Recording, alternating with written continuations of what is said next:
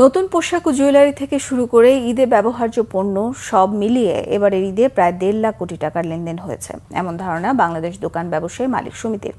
তাদের দাবি, পরিবর্তিত পরিস্থিতির কারণে গতবারের তুলনায় এবারের ঈদে লেনদেন কমেছে প্রায় ২০%। আরও জানাচ্ছেন জিয়াউল হক সবুজ।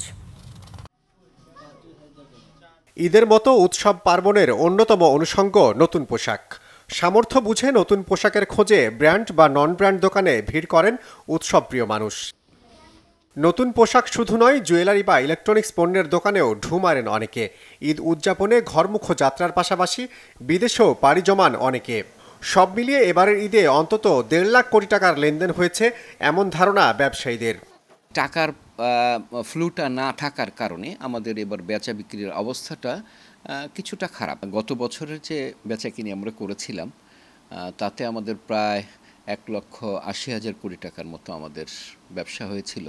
তো এবার এই পরিবর্তিত অবস্থার কারণে আমাদের কিছুটা কম আমাদের হয়েছে, প্রায় ৩০ থেকে ৪০ হাজার কোটি টাকা আমাদের কম হয়েছে। তাতে আমাদের ১,২০,০০০ থেকে ১.৫ লাখ কোটি টাকা আমাদের এবারের ব্যবসা হয়েছে। ব্যবসায়ীরা বলছেন, এবার ঈদে ঢাকার চেয়ে মফস্বলের বাজারগুলো ছিল বেশ জমজমাট। তবে সার্বিক বিবেচনায় দেশে এবার লেনদেন হয়েছে কম।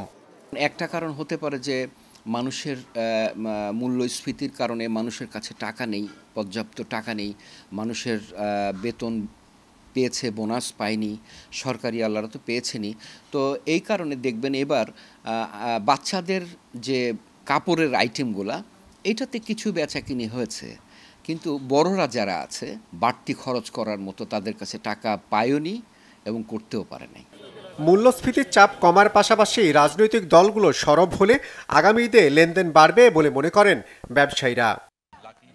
জিয়াউল হক সবুজ, বাংলা ভিশন, ঢাকা।